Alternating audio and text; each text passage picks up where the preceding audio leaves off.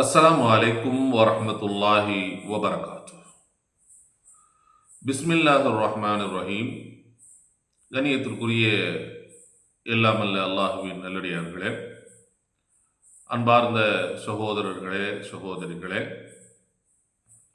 இன்றைய தினம் புதிதான ஒரு தலையங்கத்தின் கீழே உங்களை நான் சந்திப்பதில் மிக மகிழ்ச்சி அடைகிறேன். என்ன தலையங்கம் என்று சொன்னால், இஸ்லாமிய வரலாற்று நூற்களில் எந்தெந்த நூற்கள் மிக நம்பத்தகுந்த ஆதாரபூர்வமான செய்திகளை உள்ளடக்கி இருக்கக்கூடிய, அனைத்து அறிஞர்களாலும் ஏற்றுக்கொள்ளப்பட்ட நல்ல வரலாற்று கிதாபுகள், நூற்கள் எவைகள், அவைகளிலே என்னென்ன விஷயங்கள் பதிவு செய்யப்பட்டிருக்கின்றன என்பதை பற்றிய சுருக்கமான விளக்கத்தை உங்களுக்கு மத்தியிலே நாம் பகிரவிருக்கிறோம். இதனுடைய நோக்கம் என்னவென்றால், இன்றைய ஆலிம்களில் பல பேர் பயான் பண்ணுகிறோம் என்கிற பெயரிலே மக்களுக்கு மத்தியில் ஏதேதோ வரலாறுகளை எடுத்துச் சொல்கிறார்கள். ஒரு எந்த ஆதாரமும் மற்ற குர்ஆன் ஹதீஸிற்கு முரணாக இருக்கக்கூடிய எத்தனையோ வரலாற்று நிகழ்வுகளை நாம் பொய்யான, அப்படி நடந்தே இருக்காது, பொய்யாக புனையப்பட்ட வரலாற்று நிகழ்வுகளை மக்களுக்கு மத்தியிலே மார்க்க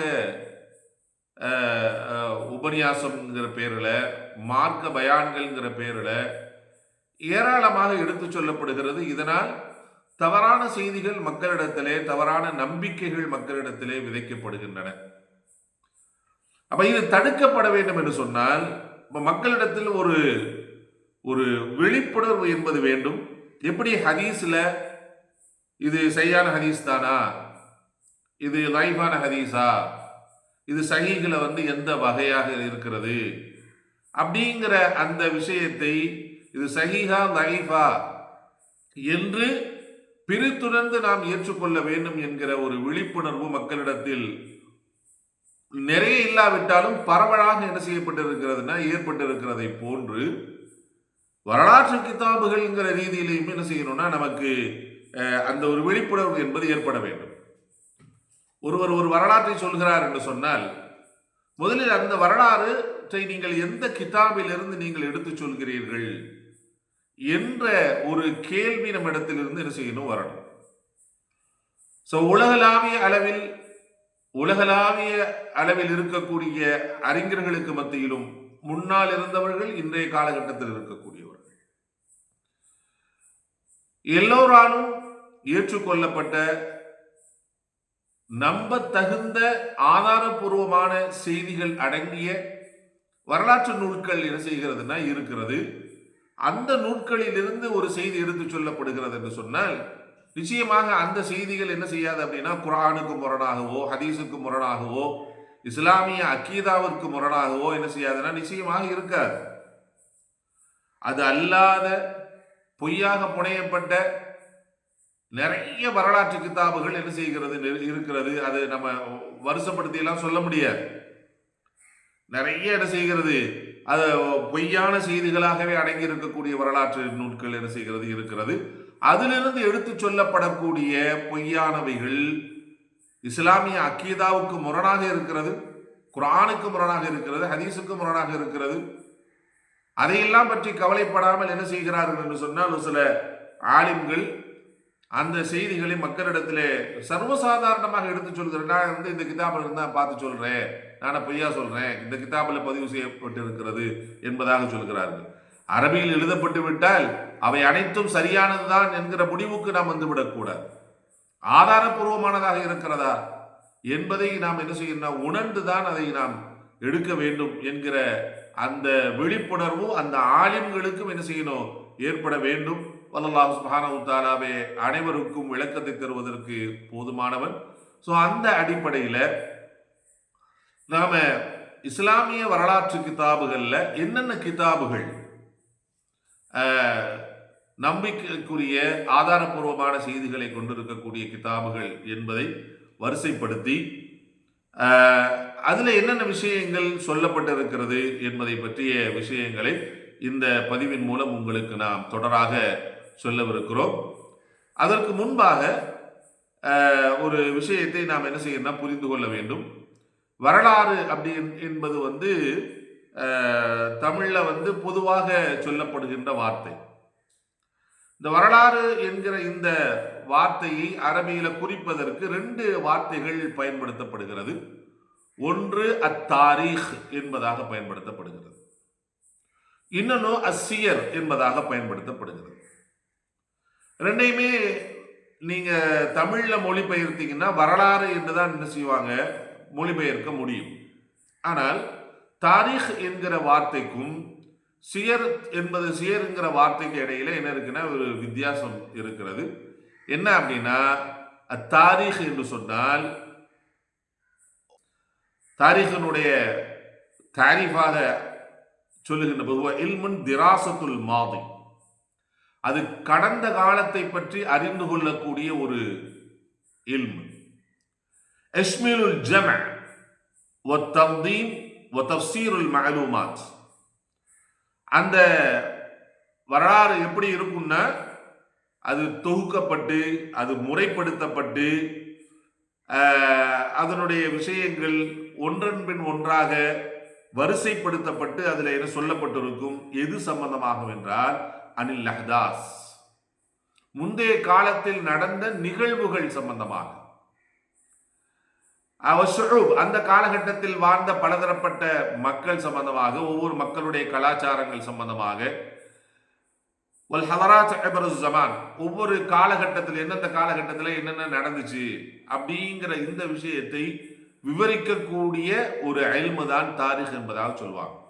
உதாரணத்திற்கு ஒரு 2000 வருஷத்துக்கு முன்னாடி இன்னென்ன நிகழ்வுகள் நடந்தது, அங்கே மக்கள் இப்படியெல்லாம் வாழ்ந்து கொண்டிருந்தார்கள் என்னெல்லாம் என்ன செய்யும் வரும். இப்போ உதாரணத்திற்கு நம்ம குர்ஆன்ல கூட அல்லாஹ் சுப்ஹானஹு வ தஆலா சொல்லி காட்டுகிறான். எப்படி சாலிஹ் சமூது கூட்டத்தை பற்றி எல்லாம் சொல்லுகிறார். ஒரு கூட்டத்தை பற்றி, அவர்களுக்கு என்ன நடந்தது என்பதை பற்றி, அவர்கள் என்ன செய்தார்கள் என்பதை பற்றி, அப்படி பொதுவாக காலங்களை அடிப்படையாக கொண்டு சொல்லப்படக்கூடிய விஷயங்களைத்தான் அரபியிலே அத்தாரீக் என்பதாக சொல்லுவாங்க.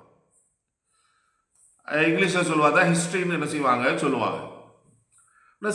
சியர் என்பதற்கு எதை பற்றி சொல்ல போது, தனிப்பட்ட மனிதனுடைய பிறப்பிலிருந்து இறப்பு வரைக்கும் அவருக்கு என்னென்ன நடந்துச்சு, அவருடைய தன்மைகள் என்ன, அவர் என்னென்ன அச்சீவ் பண்ணாரு, அவருக்கு என்னென்ன விஷயங்கள் என்ன செஞ்சு நடந்தது என்பது பற்றிய விஷயங்களை எல்லாம் சொல்லுகிற ஒரு அந்த விஷயத்துக்கு தான் என்ன செய்வாங்கன்னா சியர் என்று சொல்லுவார்கள். அதனால தான் நபி ஸல்லல்லாஹு அலைஹி வஸல்லம் அவங்களுடைய வரலாறை பற்றி சொல்லுகின்ற பொழுது சீரத்துன் நபவி என்று சொல்வார்கள். நபி ஸல்லல்லாஹு அலைஹி வஸல்லம் அவர்களை பற்றி மட்டும் சொல்லப்படக்கூடிய வரலாறு. அப்போ ஒரு குறிப்பிட்ட மனிதனை பற்றிய விஷயங்களை சொல்லுகிற வரலாக இருந்தால் அதற்கு அரபியிலே சீரத் என்று சொல்வார்கள். பொதுவாக காலகட்டங்களில் இந்தந்த காலகட்டத்தில் இப்படிலாம் நடந்துச்சு என்று சொல்வதாக இருந்தால் அதை என்ன செய்வாங்க, தாரீக் என்று சொல்வார்கள். இப்ப நாம பார்க்க போறது தாரீக், எந்தெந்த காலகட்டத்தில் என்னென்ன நடந்துச்சு அப்படிங்கிற இந்த விஷயங்கள் அறிஞர்கள் இமாம்கள் தொகுத்து என்ன செஞ்சிருக்காங்கன்னா ஆதாரபூர்வமான விஷயங்களை கொண்டு அடிப்படையாக கொண்டு தொகுத்து இருக்கிறார்கள்.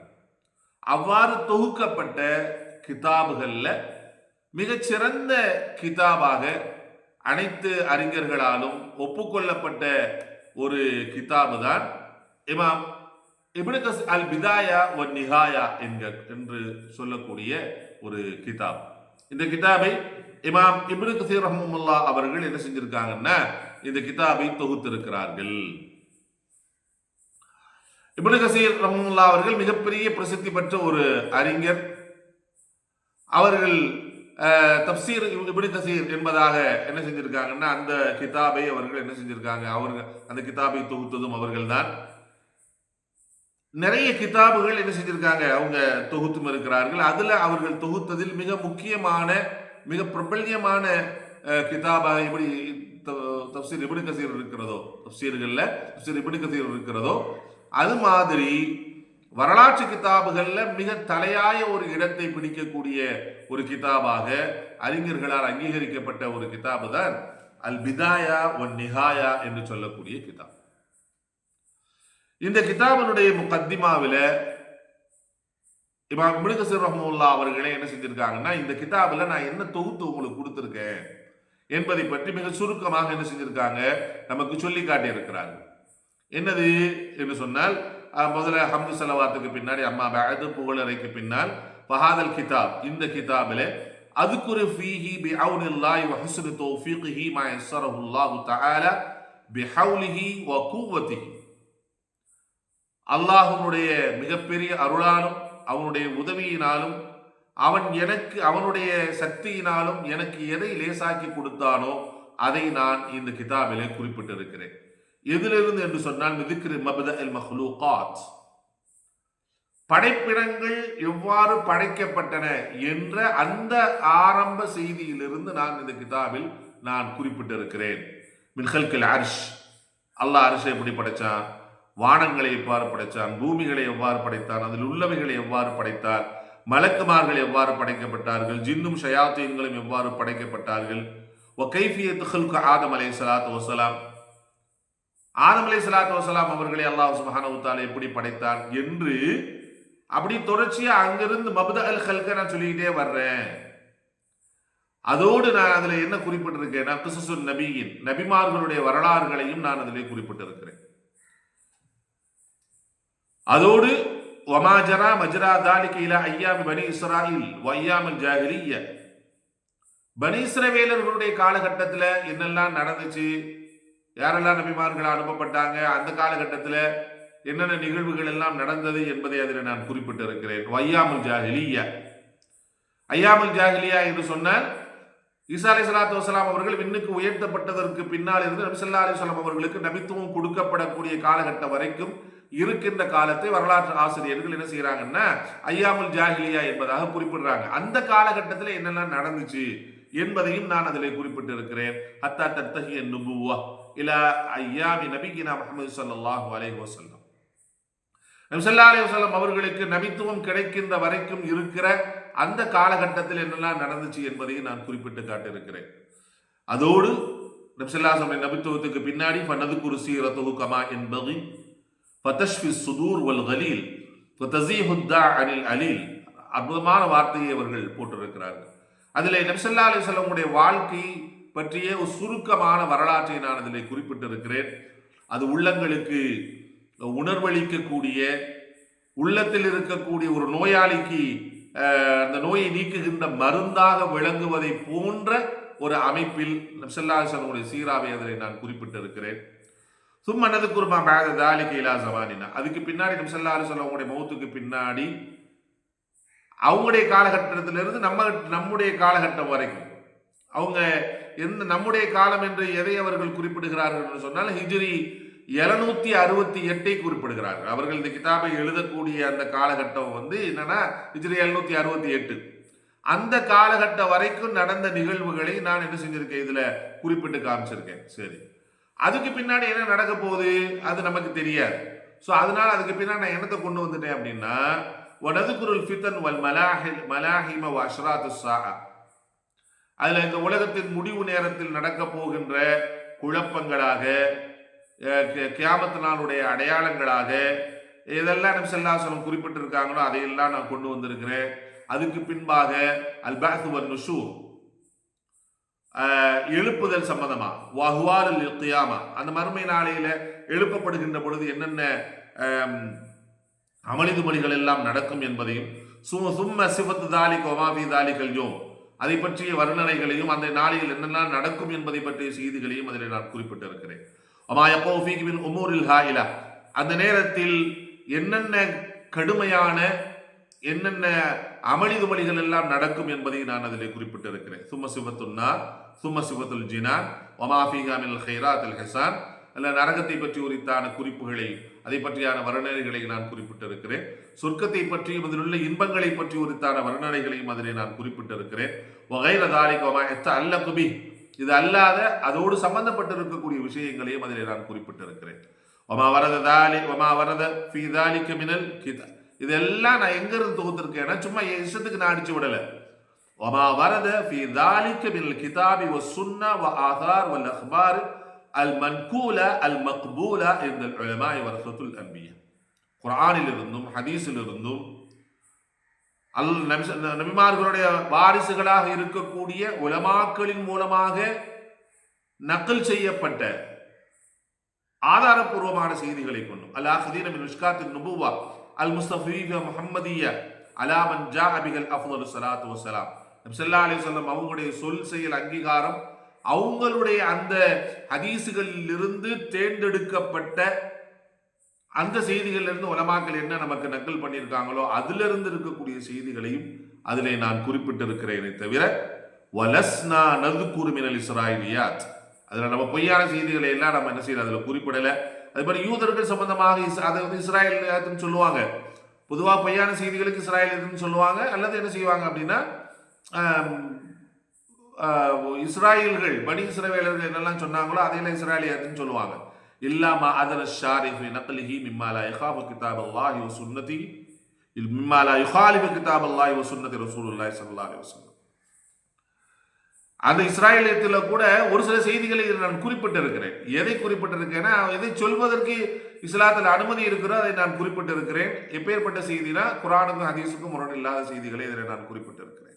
ஒவ்வொரு கிஸ்முல் லா யஸ்துக் வலா யுக்திப், அது எப்பேற்பட்ட செய்திகள்னா அதை நம்ம பொய்ப்படுத்தவும் கூடாது உண்மைப்படுத்தவும் கூடாது, அப்படியாப்பட்ட செய்திகளை கொண்டு வந்திருக்கிறேன். மிம்மா ஃபீஹி பஸ்ஸுல் முக்தஸர் இந்தன, ரொம்ப எது தேவை இருக்கிறோ அது தேவையான விஷயங்களை மட்டும் நான் அதில் நான் குறிப்பிட்டு இருக்கிறேன். அவ் தஸ்மியத்துல் முபஹம் வரத பிஹி ஷரஅனா மிம்மா லா ஃபாயிதத ஃபீ தஈனிஹி லனா ஃபனذكره على سبيل التحلي به لا على سبيل الاحتياج اليه والاعتماد عليه. அதை கொண்டு ஒரு ஆதாரம் பிடிக்க வேண்டும் என்பதற்காக வேண்டியதா இல்ல. இப்படியெல்லாம் ஒரு செய்தி வந்திருக்கிறது என்பதை சுட்டி காட்டுவதற்கு நாம் என்ன செஞ்சிருக்கோம், ஒரு சில இடங்கள்ல இஸ்ராயேலியத்துகளை நாம் என்ன கொண்டு வந்திருக்கிறோம். எப்பேற்பட்டதுன்னா குர்ஆன் சுன்னாவுக்கு முரண் இல்லாத செய்திகளை ஒரு சில கொண்டு வந்திருக்கிறோம். வஇன்னமல் இஅ்திமாத் வல் இஸ்தினாத், நம்முடைய ஆதாரம் எல்லாம் நம்முடைய ஊன்றுகோல் எல்லாம் எதுல இருக்குன்னா எதை வைத்து இதை நான் கட்டமைத்திருக்கிறேன் என்று சொன்னால் இந்த கிதாபை அலா கிதாபில்லாஹி வ சுன்னத்தி ரசூலி, நபி ஸல்லல்லாஹு அலைஹி வஸல்லம் அல்லாஹ்வுடைய வேதத்திலிருந்து நபி ஸல்லல்லாஹு அலைஹி வஸல்லம் அவங்களுடைய சுன்னாவில் இருந்தும் மா ஸஹ்ஹ நக்லுஹு ஹஸன வமா கான ஃபீஹி ضعஃபு நபி வமா கான ஃபீஹி ضعஃபு நுபையினு, அதுல நபி ஸல்லல்லாஹு அலைஹி வஸல்லம் ஹதீஸ்ல இருந்து எது சஹீஹான ஹதீஸ்களாக இருக்கிறதோ அதிலிருந்து தொகுக்கப்பட்ட செய்திகள் அல்லது ஹசன் என்கிற அந்தஸ்தில் இருக்கக்கூடிய செய்திகளாக எது இருக்கிறதோ அதிலிருந்து தொகுக்கப்பட்ட செய்திகளைத்தான் நாம் இதில் கொண்டு வந்திருக்கிறோம். அதுல ஒரு சிலவைகள் லைஃபான செய்திகளும் வந்திருக்கிறது. ஆனால் லைஃபான செய்திகள் வந்திருந்தாலும் அதை நாம் குறிப்பிட்டு காமிச்சிருக்கோம், இது லைஃபான செய்தி என்பதை நாம் குறிப்பிட்டு காமித்திருக்கிறோம். இப்படி நான் ஒரு கிதாபை தொகுத்து இந்த கிதாபை உங்களுக்கு நான் கொடுத்திருக்கிறேன் என்று இமாம் இப்னு கஸீர் ரஹ்மத்துல்லாஹி அவர்களே தங்களுடைய இந்த பிதாய நிஹாயாவுடைய முகத்திமாவில் இந்த வார்த்தைகளை போட்டு அப்படியே சொல்லியிருக்காங்க. பில்லாஹில் முஸ்தஆன் வ அலைஹி திக்லான், அல்லாஹ் தான் உதவி தேடுவதற்கு போதுமானவன், அவனை நம்பிக்கை கொள்வதற்கும் போதுமானவன் என்று லா ஹவ்ல வலா குவத்த இல்லா பில்லாஹில் அஸீஸுல் ஹக்கீமுல் அலிய்யுல் அஸீம், மகத்துவமிக்க உயர்ந்த கண்ணியமிக்க ஞானமிக்கவனாகிய அல்லாஹ்வுடைய உதவி என்று வேறென்றும் இல்லை என்று என்ன செஞ்சிருக்காங்கன்னா இந்த விஷயத்தை ஆரம்பம் செய்திருக்கிறார்கள். கிட்டத்தட்ட இந்த கிதாப் எத்தனை பாகங்களாக அவர் தொகுத்திருக்காங்கன்னா தகவல் கிதாப் மின் 21 ஜுஸ்அன், கிட்டத்தட்ட 21 வால்யூம்கள் 21 பாகங்கள் கொண்ட கிதாபுகளாக இதை தொகுத்திருக்கிறாங்க. அதுல முதலாவது அல் ஜுஸ்உல் அவ்வல் முதலாவது பாகத்துல மின் பதஇல் ஹல்கி இலா கிஸ்ஸத்தி தில் கிஃபில், படைப்புகளுடைய ஆரம்பத்திலிருந்து தில்கிஃபில் என்று சொல்லுகிற நபியினுடைய வரலாறு வரைக்கும் முதல் பாகத்தில் சொல்லப்பட்டிருக்கிறது. அல் ஜுஸ்உஸ்தானி இரண்டாவது பாகத்தில் திக்ரு உமமுன் உஹ்லிகு பில் உம்ம அஸ்ஹாபுல் ஐக, எந்தெந்த கூட்டத்தவர்கள் எல்லாம் எப்படியெல்லாம் அழிக்கப்பட்டார்கள், என்ன காரணத்திற்காக அழிக்கப்பட்டார்கள் என்கிற செய்தி வரைக்கும், இந்த தோட்டத்துடையவர்கள் சம்பந்தமாக அதாவது சூரத்து கலம்ல வரக்கூடிய அஸ்ஹாபுல் லைகா என்று சொல்வார்கள். அந்த இது சம்பந்தமாக வருகிற அந்த வரலாறு வரைக்கும் அதில் நான் தொகுத்து கொடுத்திருக்கிறேன்.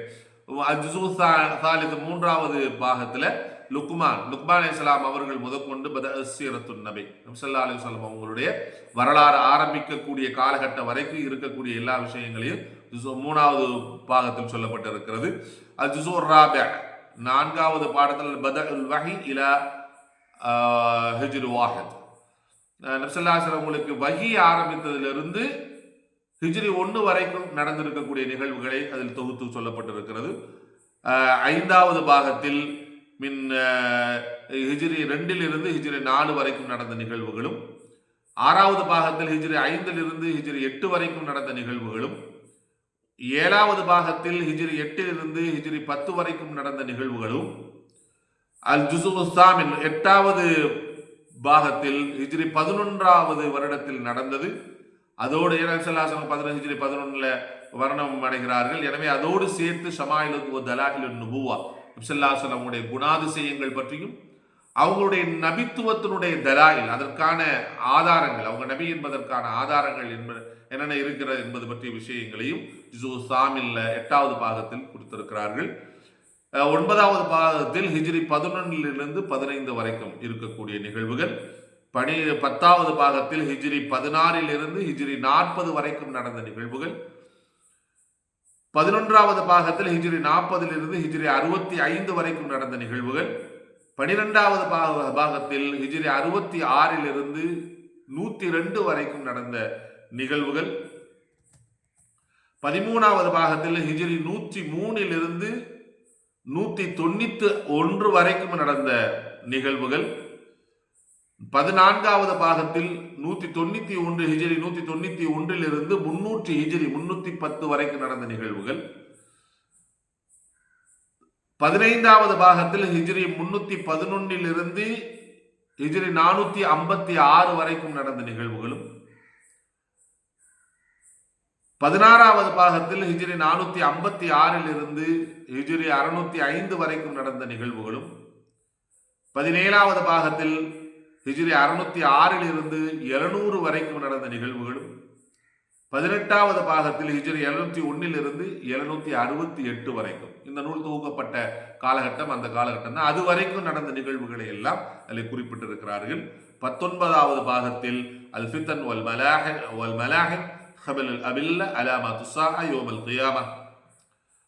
19வது பாகத்தில் அந்த கியாமத் நாளுடைய அடையாளங்கள், அதனுடைய சிறிய அடையாளங்கள், பெரிய அடையாளங்கள், கியாமத் நாளுடைய நேரத்தில் நடக்க போகின்ற அந்த அமளிதுமளிகள், மறுமை நாள் சம்பந்தப்பட்டது, இது எல்லாத்தையும் இதில் கொண்டு வந்திருக்காங்க. 20வது பாகத்தில் அல் அர்து அல்லாஹ் அஸ்ஸ வஜல், அல்லாஹ் சுப்ஹானஹு வ தஆலா இடத்துல கேள்வி கணக்கு கேட்கப்படுறது, சொர்க்கம் நரகம் இந்த மாதிரியான விஷயங்கள் எல்லாத்தையும் அதில் என்ன செஞ்சிருக்காங்க, கொண்டு வந்திருக்காங்க. 21வது பாகம் என்ன அப்படின்னா அல் ஃபஹ்ரஸ் அல் ஹாதிஸுல் குதுசியா அல் அலாம் அல் புல்தான் வல் மியா. அதில் என்ன செஞ்சிருக்காங்கன்னா ஒரு ஃபெஹரஸாக அதில் கொண்டு வந்திருக்காங்க. ஹாதிஸுல் குதுசியா அதில் எந்தெந்த பாகத்தில் என்னென்ன செய்திகள் எல்லாம் சொல்லப்பட்டிருக்கிறது என்ற அந்த ஃபெஹரஸ்து 21வது பாகமாக இருக்கிறது.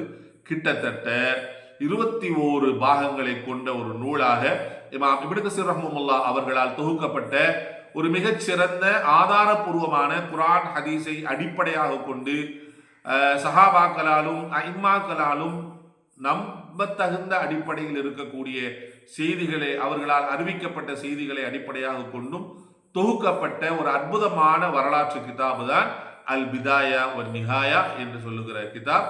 இது இங்கிலீஷ்ல எல்லாம் என்ன செஞ்சிருக்கிற டிரான்ஸ்லேட் பண்ணப்பட்டிருக்கிறது. விரும்பக்கூடிய சகோதரர்கள் என்ன செய்யலாம், இணையதளத்தில் இந்த கிதாபை பெற்றுக்கொள்ளலாம். அரபு தெரிந்திருக்கக்கூடிய அறிஞர்கள் தாராளமாக என்ன செய்யலாம், இந்த பிதாய நிஹாவை உங்கள்கிட்ட இல்லாவிட்டாலும் கூட எதிர் மக்தபு ஷாமிலாவில் பார்த்துக்கலாம். அல்லது பொதுவாக இந்த கிதாபை மட்டும் நீங்கள் பார்க்கணும்னா பிடிஎஃப்ங்கிற அடிப்படையில் என்ன செய்யலாம்னா ஒரு பாகங்களாக நாம் டவுன்லோட் பண்ணுற அளவுக்கு இணையதளங்களில் வசதி வாய்ப்புகள் இருக்கிறது. எனவே எடுத்து பாருங்கள். வரலாற்று ரீதியான ஒரு செய்தி நம்ம இடத்தில் சொல்லப்படுகிறது என்று சொன்னால் ஒருத்தர் அதில் ஒரு மேற்கோள் காட்டுகிறார். இது இந்த செய்தி நான் பிதாயா நிஹாயாவில் இருந்து இந்த செய்தியை உங்களுக்கு நான் எடுத்து சொல்கிறேன். என்று அவர் சொன்னார் என்று சொன்னால் நிச்சயமாக அது உறுதிப்படுத்தப்பட்ட ஒரு செய்தியாகத்தான் இருக்கும் என்பதை நாம் என்ன செய்யணும், புரிந்து கொள்ள வேண்டும். எனவே வரலாற்று கிதாபுகளில் மிக முக்கியத்துவம் வாய்ந்த ஒரு இடத்தை பெறுகின்ற பிதாயா நிகாயா, இது யார் எழுதியது, அது எவ்வாறு தொகுக்கப்பட்டிருக்கிறது என்பதை பற்றிய விஷயத்தை இந்த பதிவிலே பார்த்திருக்கிறோம். இன்ஷா அல்லாஹ் அடுத்த பதிவிலே இதற்கடுத்த அந்தஸ்தில் இருக்கக்கூடிய வேறு வரலாற்று நம்ப தகுந்த வரலாற்று கிதாபுகள் என்ன என்பதை பற்றிய விளக்கத்தை பார்க்கலாம். அல்லாஹ் சுப்ஹானஹு வ தஆலா அவை அனைத்தையும் அறிந்தவனாக இருக்கிறான். வாஹிரு தஅவானா அல்ஹம்துலில்லாஹி ரப்பில் ஆலமீன். அஸ்ஸலாமு அலைக்கும் வரஹ்மத்துல்லாஹி வபரகாத்துஹு.